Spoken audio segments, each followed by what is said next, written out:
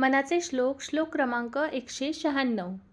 न भीवावरे जा अणुरेणु काही, रीता ठावया राघवे वीण नाही.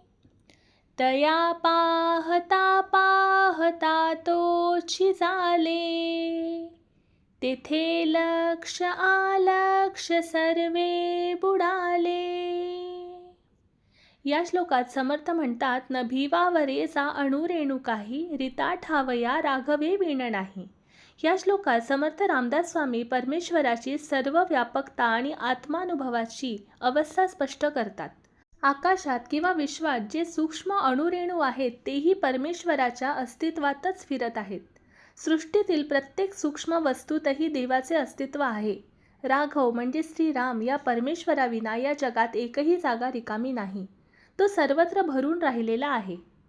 तया पाहता पाहता तोची झाले, तेथे लक्ष आलक्ष सर्वे बुडाले. याचा अर्थ जेव्हा साधक सतत देवाचे चिंतन करतो आणि त्याचा अनुभव घेतो तेव्हा तो देवाशी एकरूप होतो. म्हणजे साधकाला स्वतः आणि देव यात भेद उरत नाही. त्या परम अनुभूतीच्या अवस्थेत लक्ष म्हणजे दिसणारे आणि अलक्ष म्हणजे न दिसणारे असे सर्व भेद नष्ट होतात. दृश्य अदृश्य ज्ञात अज्ञात असे सर्व भेद त्या एकत्वात विलीन होतात.